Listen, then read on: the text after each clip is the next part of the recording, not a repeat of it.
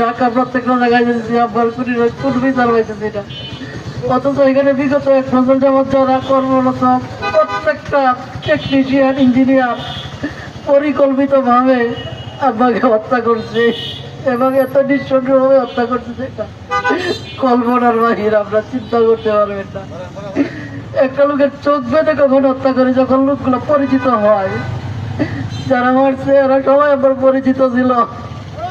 আমি বারবার দাঁড়ায় দাঁড়ায় ঘুরতেছি, আমি নিজে অসুস্থ, আপনারা জানেন আমার 2টা অপারেশন হয়েছে গলায়।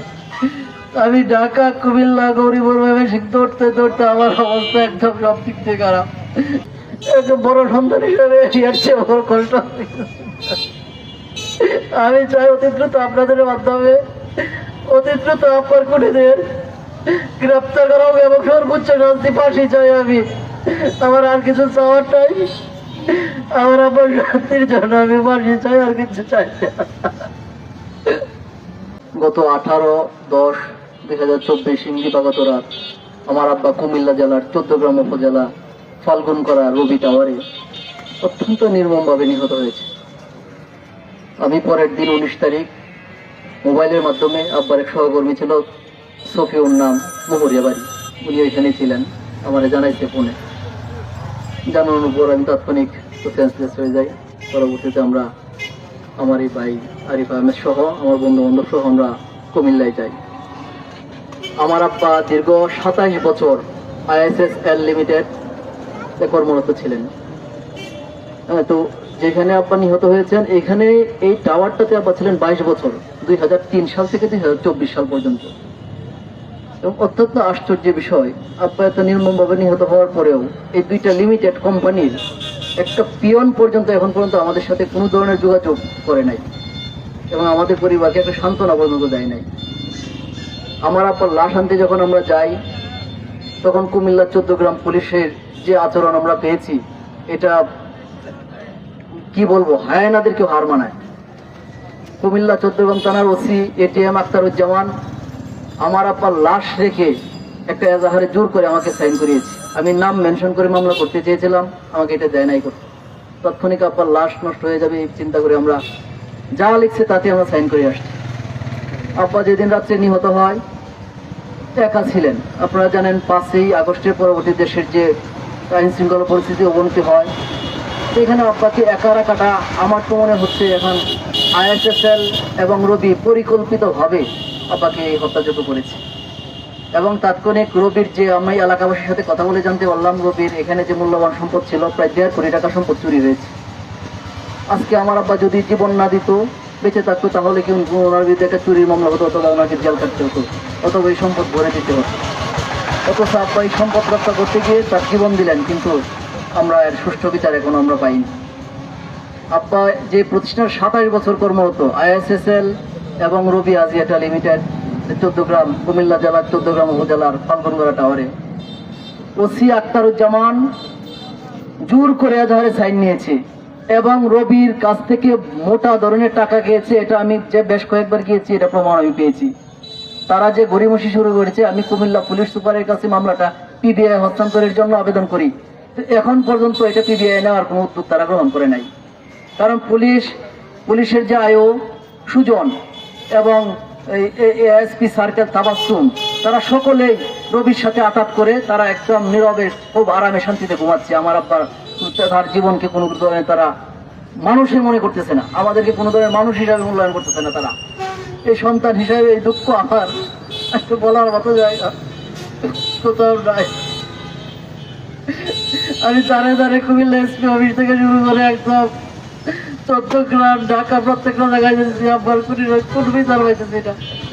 অথচ এখানে বিগত 1 বছর যাবৎ যারা কর্মরত প্রত্যেকটা টেকনিশিয়ান, ইঞ্জিনিয়ার পরিকল্পিতভাবে আব্বাকে হত্যা করছে এবং এত নিঃসন্দেহভাবে হত্যা করছে যেটা কল্পনার বাহির, আমরা চিন্তা করতে পারবেন না।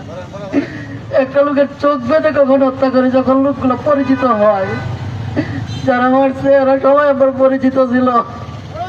আমি বারবার দাঁড়ায় দাঁড়ায় ঘুরতেছি, আমি নিজে অসুস্থ, আপনারা জানেন আমার 2টা অপারেশন হয়েছে গলায়। আমি ঢাকা, কুমিল্লা, গৌরীপুর দৌড়তে দৌড়তে আমার অবস্থা একদম সব দিক থেকে খারাপ। কিন্তু আমি এখন পর্যন্ত কোনো খুনিকে অ্যারেস্ট করার মতো কোনো আমি দেখি নাই। ওরা টোটাল পুলিশ সিন্ডিকেট, টোটাল রবি বড় কোম্পানি, আপনারা জানেন তাদের সাথে টাকা পয়সার একটা হয়ে গেছে, তারা আসামি ধরবে না বোঝাই যায়। আমি পিবিআই, গোয়েন্দা সংস্থা, ডিবি সব অফিসে যাচ্ছি, কিন্তু কেউ সুষ্ঠু তদন্ত করতেছে না। একজন বড় সন্তান হিসেবে এর চেয়ে বড় কষ্ট। আমি চাই অতি দ্রুত আপনাদের মাধ্যমে অতি দ্রুত আপনার খুনিদের গ্রেপ্তার করা হবে এবং সর্বোচ্চ শাস্তি ফাঁসি চাই আমি। আমার আর কিছু চাওয়ার নাই, আমার আমার শান্তির জন্য আমি ফাঁসি চাই, আর কিছু চাই না।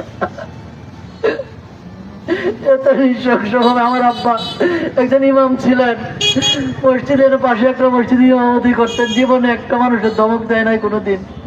আপনার এলাকায় এবং ওইখানে 22 বছর ছিল, আপনার খোঁজ দিয়ে দেখেন ওনার আচার ব্যবহারে তো, অথচ ওনাকে যে ভাই মারলো মনে হয় উনি ডাকাত ছিলেন, নাহলে একটা কিছু ছিলেন, সন্ত্রাস ছিলেন। আমি আমার এই 2 ভাই বোন, আমরা 4 ভাই বোন আছি এখানে, আমার 2 বোন আছে। আমরা এর তীব্র বিচার চাই এবং যারা দোষী তাদেরকে অতি দ্রুত গ্রেপ্তার করতে হবে এবং আমরা ফাঁসি চাই, আমরা ন্যায্য বিচার চাই। এবং রবিতে যারা নিয়োজিত ছিল ISS এর সুপারভাইজার, তার তার কি ছিল, সে এটা টেক কেয়ার করে দেখবে কি অবস্থা, তারা দেখে নাই। হ্যাঁ, আমি সাংবাদিকদের মাধ্যমে, আপনাদের মাধ্যমে সারা দেশে এটা জানাই দিতে চাই। ইলেকট্রিক মিডিয়া আছেন, প্রেস মিডিয়া আছেন, আপনারা এটা বিচার করবেন। আপনাদের কাছে আমি জীবন কৃতজ্ঞতা করবো। বড় সন্তান হিসাবে এর চেয়ে বড় চাওয়ার কিছু নাই আমার। আমি আমার আব্বার হত্যাকারীদের বিচার চাই, দোষীদের ফাঁসি চাই, দোষীদের ফাঁসি চাই।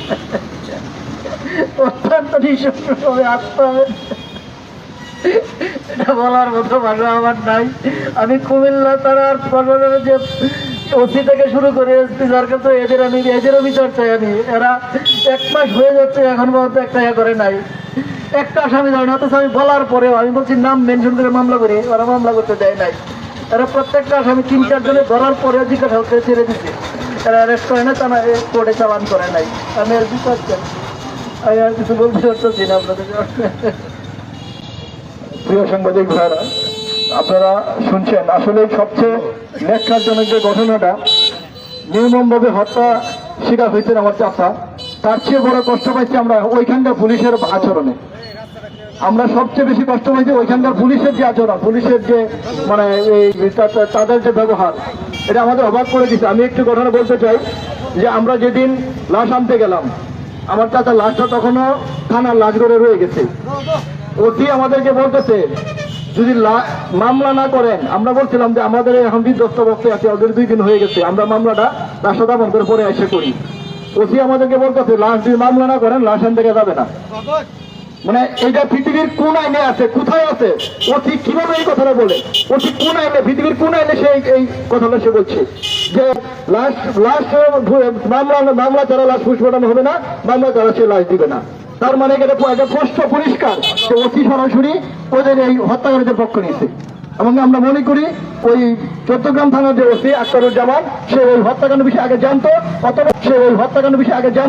অথবা সে হত্যার পরবর্তীতে সে টাকা পয়সা খায়, ঘুষ খায়, সে এখানে সে আপোষ করছে।